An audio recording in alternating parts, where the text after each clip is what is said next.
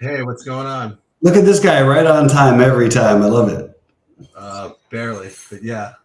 How Not, you not, doing? not that I'm prepared or anything, but you know. Hey, there's not a whole lot to prepare for. There's two games. I got all my lineups built for now.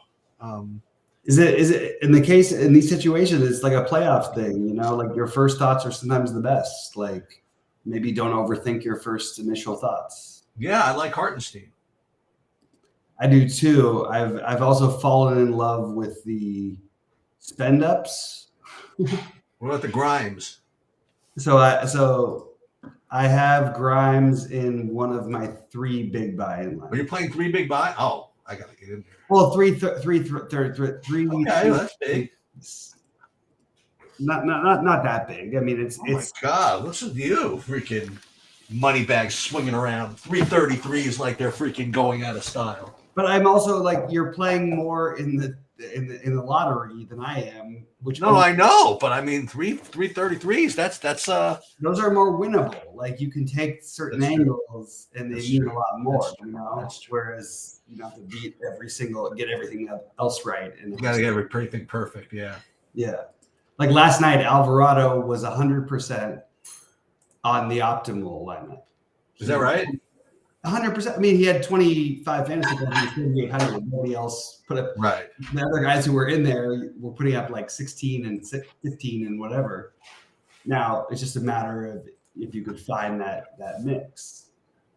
I like the Hartenstein and Eubanks. I've got that in one of my big ones. I think actually, you know what? To be completely honest, I have that Hartenstein, Eubanks, in two of my big ones right now. All right. Because if you're going to try to win a 2-game slate, take an angle. It makes sense on both sides. And then you can play Anthony Davis as power forward eligibility. I play Davis with Booker. I can play Giannis with either Randall or Brunson or Quickly or any of those guys. Am I off the rails sheets too much with this? No, you can't be off the rails with tonight. Yeah, exactly. I'm not sure if it's the painkillers talking, but this is the painkiller slate. I mean, like, yeah, you have to have painkillers to like really get the vision. You know what I mean? To see, you have to really be able to see like the lineups with like play both like Mitch Robb and Hartenstein together and stuff, and like. Or play the Hartenstein and Eubanks. Well, Hartenstein, Eubanks, that's for sure. Then we're talking some money, right? Like it's a 2-game slate. There is no reason why Nurkic in this matchup couldn't get 2,000 2 minutes. No, I can't see any reason. And there's no reason why Mitch Robb can't ever get 2,000 1 minute. You know, so that's all you need. That's your start. That's your basis. You're hoping for that. And look, it's a lot to ask for, but. At the same time, you want to try to win a slate with 2 games. It's really hard just to make the nuts with everyone else. And even then, you're going to be chopping. No, definitely. What's the name of this stupid lottery thing? It's still the quarterfinal tip-off. Yeah. Quarterfinal special. Okay. I want to address Scott McCarty, who one of our great subscribers, who is just awesome. He said he's asking us, do you really need to mess with value plays projected for mid-teens and minutes to compete tonight, or is a middling build viable? I think a middling build is the most viable. I think if you're playing cash, that's what you do. You ignore all of the spend ups. I think if you're trying to win a tournament, I would go the other way. That's my personal take. Any thoughts there, Sheets? Yeah, I'll answer it even a little more acerbically. Sheetbot said true DFS NBA projections have been updated. I'll answer even more acerbically. He says, "Do we really need to go with the people with teams minutes?" I'm like, "Yes, we do." I mean, that I really believe that. For tournaments. Yes. Well, that's all we play here, right? No, right. That is exactly. Yeah, I really do think you need to. Well, listen, like people would say, it depends how many lineups you're playing too. If I'm playing one lineup in the 333, maybe I don't play both Hartenstein and Hartenstein. I don't play all of Hartenstein, Grimes, and who's the other guy from Phoenix? Not Londale. What's the backup center? Yeah, that's right. Eubanks. Oh, Eubanks. You know what's so funny is I had Londale in my head too. I thought it was the same person. Yeah. They basically kind of are. I mean, It is the same person. It's a guy who's going to score 6 fantasy points. It's literally the same. They used to be so good per minute. Whatever happened to Alex Len? There is some. See, that's the thing. Another guy who's great per minute. But like we also said last year, what happened to Dario Saric? Right now, there's the first other player not named Steph Curry to score 20 actual real life points for the Warriors was Dario Saric. He did it 4 times before anybody else did it. What do you mean? He was the only player to score 20 real life points on the Warriors, other than Steph. Really? Through like 15 games, he did it 4 times. Nobody else did it once. Clay's gotten going a little bit, but like before that, it was pretty wild to see.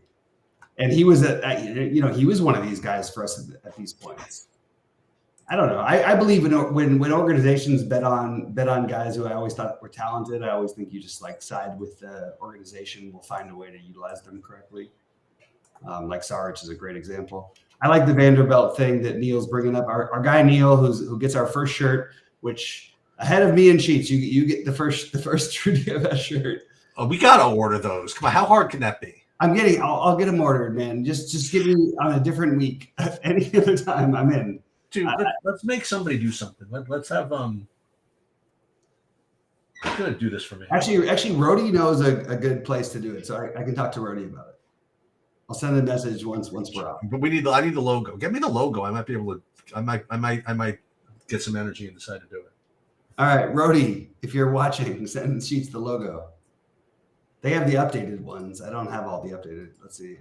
Well, we got to put like if we're gonna do this thing, I'm gonna go create. We got to put our sayings on here. You know what I mean? We got to put like some of our catchphrases or whatever. Yeah, like for me, it would be like if you're talking about locks on a 13-game slate in the NBA, you're probably doing it wrong. Something like that. Or I could put on the back of True DFS, like, what does this mean to the average man or something? Yeah, that's definitely, you got a bunch of them. Yeah, I know. That's the thing. You got a lot more than I do. You got a lot more. Yeah. I got all the DFS dad jokes coming out of here. That's the perfect. You know what? We could have just named this like DFS dad jokes. And I think every once in a while, I do that as a hashtag when I make some stupid DFS thing on Twitter. I'll put hashtag DFS dad jokes. I think it's hilarious, actually, because it was more common in poker because it was a different range of people you're playing. Like, it was a lot of older people playing too. And in DFS, it's mostly like you're talking to younger people. Yeah. Okay, so the State Kings are up there. Fine.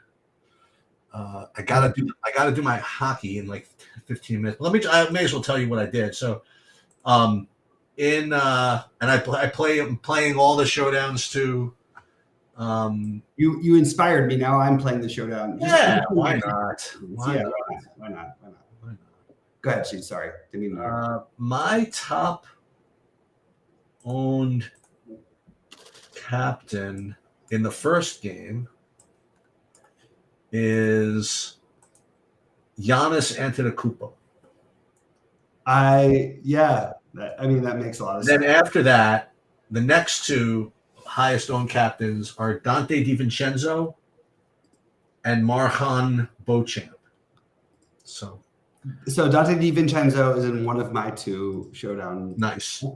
So I'm in on that, the little DiVincenzo revenge thing.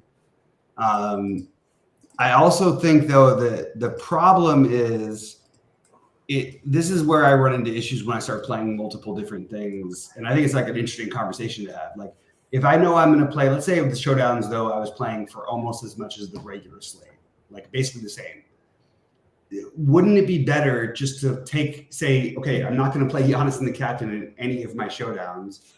Isn't it like theoretically better than, I'll overload Giannis in the 2-game slate? Because it's only a 2-game slate. If it was a 3-game slate, then it doesn't matter. You just do the optimal thing. But if it's a 2-game slate, you're getting a guy at less than 10% ownership, supposedly, that could outscore everyone by 30 points. All right, let me tell you about Showdown for a minute. Here's a lesson I will share with you with Showdown. Oh, I love it. I get a lesson. I get a lesson from you. If anybody's gonna play Showdown, okay, just don't X anybody out of the player pool that has any even a 0.1 projection. Okay, 1 bazillion % true. Less true though in this situation, in my opinion. Absolutely. playoffs. So let me tell you what happened yesterday in the football.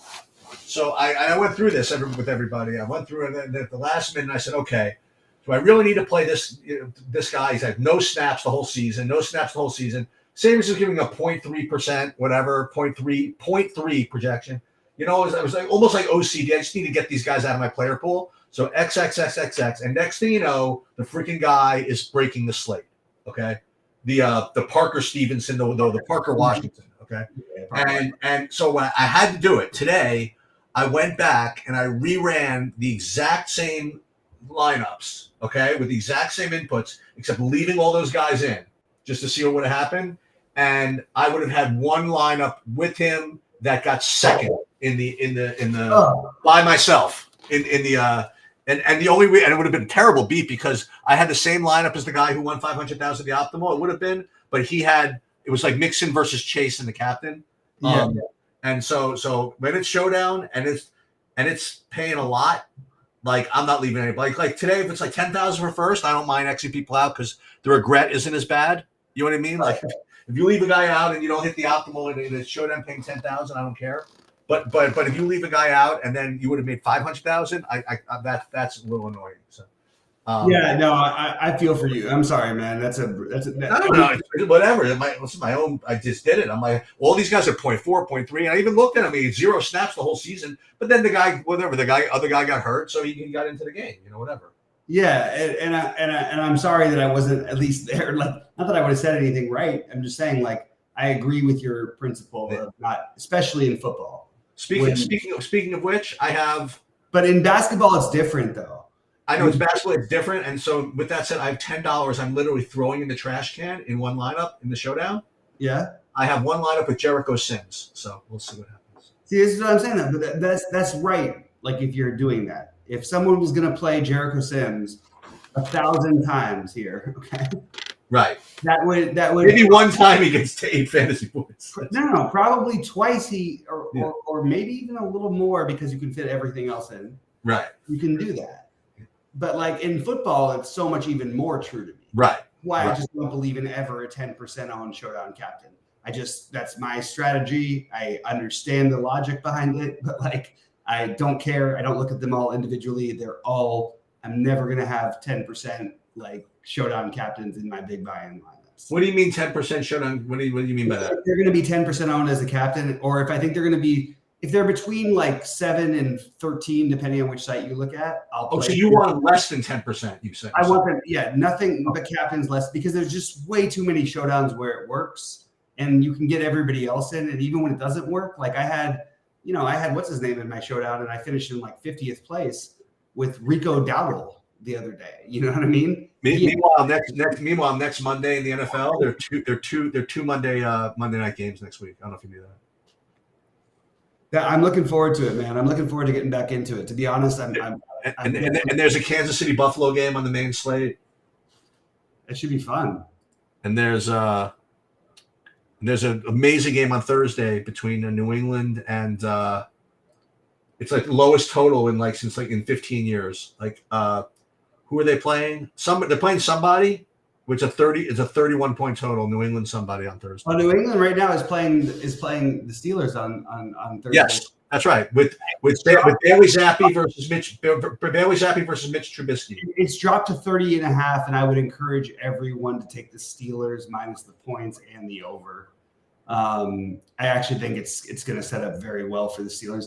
There was a lot of like near completions. I know that sounds stupid, but I watched a lot of the Steelers game because I had Deontay Johnson in my lineup. So did I, by the way. I like that. I had Deontay Johnson and I had Pickens in my other one, so I split them up.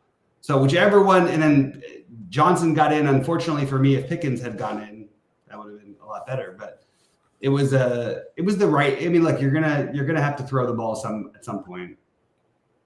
Anyway, back to tonight. I do think so. I'm looking at my exposures and like just where I have ownership on people. I'm gonna change some things after we get off, I'm sure. I don't know what happened with Quickly's projection, but it seems more accurate to me now than what it was earlier in the day. He's projecting. Are you guys getting this too? Like, it actually seems stupid that he's projecting to get as much ownership as he is, but he was a play early in the day at low ownership because I thought because he's projecting for like less than 4x that no one will play him. But apparently everyone's playing him. And even I'm looking at the other projection sites and like Goldie's aggregate, he's projected for 21 fantasy points. He's 5,200. Why is he going to be 50% owned? Because he was a guy who was like, oh, that's an easy play while he's being under projected early in the day to me. Oh, they'll correct this. But Sheets, are you still getting that with a guy like Emmanuel Quickly? I'm going to look right now and tell you what I have. I did it pretty recently, so let me see what it looks like. I mean, not fully recently, but for me, for Emmanuel Quickly, yeah, I'm getting 45% ownership across the board, and fantasy point projection, and this is like pretty like well. It's like everybody's in the same range of about 20.8 fantasy points. But that's strange, right, for a guy who's 5,200, right? Well, who else is 52? I guess it's the way they're just. Grayson Allen has a very similar projection. Will probably be owned too. Who's that? Grayson Allen. Yeah, Grayson Allen. I have is very similar projection.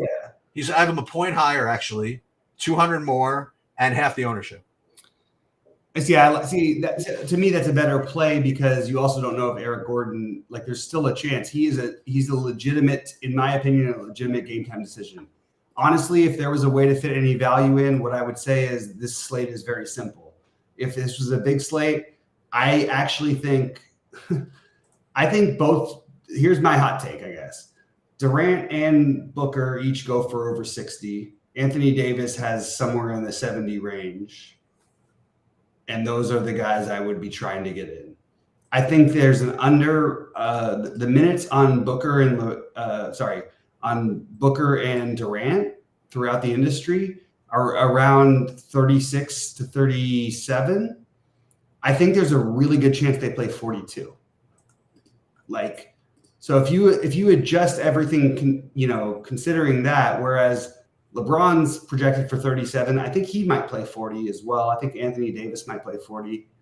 I really do think those are all like strong possibilities. So I think if there's like a message, I think everybody really wants to win. I think it does matter. I think it matters less than it does the teams from last night, but I think it matters. And I think that the stars will show out. The problem with Milwaukee is with Giannis, and I love the Giannis play just because of the ownership, but the really safe actual play, which is I thought would have been the cash game play, was Damian Lillard. He's going to get 45. He should get 45 plus. But I think the real upside play is playing this Booker, Durant, AD thing and just scrapping everything else. Because if you can get 200 out of those guys, and it's possible, it's very unlikely. But like this is the way I would play this as a tournament. If I was playing the cash game, I would absolutely just go middle of the road. I think that I think that actually that the ownership projection on this is my own opinion. The ownership projection on Quickly is kind of a sharp projection, but I think it's like a bad play. You know what I mean? Like, I think that is what he's going to be. It's a horrible play, but because it's all recency bias, right? Like, why can't you play a starting guy at 3,800 on a 2-game slate who's projected to score like 12 fantasy points, like Quentin Grimes instead? You know what I mean? Yeah. Just do something. Like, I'm not saying it's right. I'm just saying that's the right way to think. Like, I think what's going to happen is that the Sims and people who are doing it are just all these builds are just finding these $5,200 guys. That exactly, because you need the value so desperately that even like, since we talked earlier, Hartenstein had a 0.05% projected to be one out of 2,000 lineups. Now he's 10%. People are desperately looking for the value, which makes me think that the stars will be more owned. I think LeBron will be the most over-owned. I'm not saying he can't have a great game here. I'm just saying, like, give me Anthony Davis. Absolutely. I don't understand why LeBron projects better. I really don't. The matchup is way better for AD. Kevin Durant outplayed LeBron when LeBron was at his very best. I don't understand why. You know what I mean? Like, it just feels like AD to me. And I love both of the Suns guys. I actually love all three of them. I would have Booker, KD, or Durant in every lineup, and I will scrap. I'll take the dumb Quentin Grimes shot. What's weird is that Beauchamp is supposed to be so much more owned than Quentin Grimes. Oh yeah, like Beauchamp may not even play. Quentin Grimes is starting the game. You know what I mean? At least yeah. He's always going to get 4 minutes. It's like it's something. And it's not even that I dislike Beauchamp. I'm just like, this guy literally may not play tonight. But yeah, DiVincenzo picked up a lot of steam since we talked earlier because he was supposed to be like sub 5% based on his projection. He's still projected at 14 fantasy points at 4,400, going to be owned about 25%. These are crazy things, you know? They're all crazy. But you either decide to go completely middle of the road, which is going to be just mega chalk. So jammed. Yeah. Or you gamble on these guys, but just take the lower owned ones. You know what I mean? It sounds stupid. You're going to be. Well, that's the thing. You know, it's like you don't have to redo your whole construction. Like if listen, you can see that the middling, like you said, like the middling builds are the best way to go. So fine. So that doesn't mean you have to like just force in, you know, like 2 studs, but like you said, do the middling build, but just don't do the middling chalk. That's all. I mean, like. Yeah, or if you force in studs, just force in the lower owned ones. Play AD instead of LeBron. Play, you know, forget Giannis, and I love Giannis because just the ownership is too tempting, you know. But you know, play Giannis instead of Lillard. Just try to get to that level because you're really talking about like it could go either way with the 30 extra fantasy points that each guy gets who's a stud, but at the same time, you have better situations and you're really low owned if you go Giannis and AD or Booker.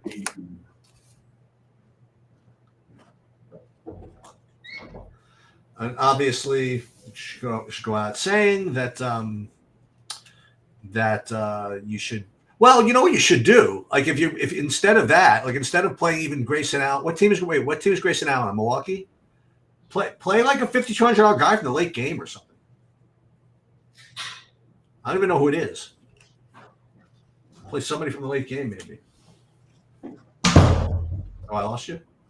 No, I'm sorry. I did for a second. Well, I was going to say that instead of playing Grayson Allen, even you could play someone for the same price in the late game, maybe.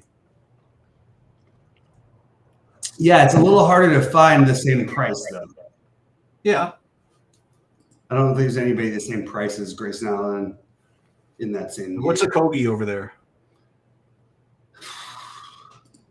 See, Kogi becomes a great play if Eric Gordon's out.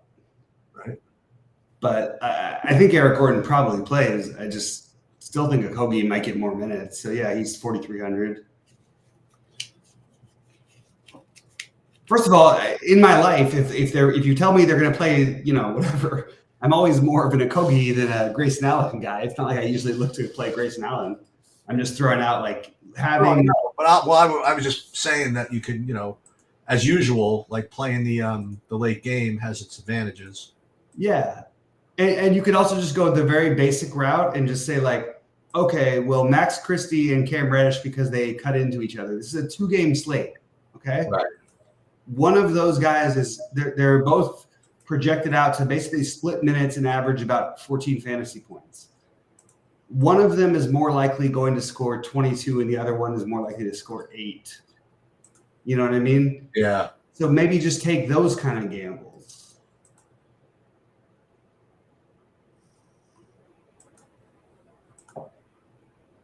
And you could throw Taurean Prince into the mix. It's just a little bit thinner. I do think Vanderbilt at 3,500, even just coming back, is a kind of a good play because I think they're going to try to get him 18 minutes at least. Like I think that's the Lakers' motivation. Like we'll try to let him go and see what we can do with this guy because we haven't really been our best. And they're going to need him to try to guard Durant or Booker. So I think his minute upside is, even though he's coming off an injury, he's locked in to me to 16 to 18. He has upside of 24. You know, like those little things can make a difference on these slates. And if you believe the Lakers and Suns game today, just up everybody, up AD, up LeBron, up Devin Booker, and up Kevin Durant to 40 minutes, and then just see how things rerun for you. Because they're going to tell you all of a sudden that it's still going to make LeBron look like the best play on the slate, but the other guys will all look like terrific plays. I think that's the way I would lean on this, except for the fact that I just can't get over this ownership on Giannis. On a 2-game slate, if you have Giannis, it's so easy for him to score points, man. Especially at home, it's just so easy. Like at the end of the first quarter, if he has 30 and everyone else is cold, it wouldn't surprise us, you know? Yeah. He's the person who has the easiest time here. So, and I'm still shocked. I'm shocked even with the way that people are trying to build, because clearly they're using the value, but you're still getting to Giannis as the lowest owned stud, and yet the game is the easiest for him. I know it's a bad matchup. I know all the things, but like, isn't it probably right to just make sure you have Giannis, Booker, LeBron, KD, Anthony Davis? I just want to have 2 of those guys in my lineups, and then I'm gonna just have to deal with the consequences of my 5 fantasy point DiVincenzo and Right. my 7 from Vanderbilt. But like, that's what you're doing. You're gambling, you know? We said it last night. I said my favorite thing in the world to do, and I actually was wrong. You could have stacked them together. I said was to play the value from the seeming value from New Orleans. They have so many bodies back, but like Alvarado, Trey Murphy, like if you just like lock into like one idea of something that could work, that's the best way to play these like little tiny ones.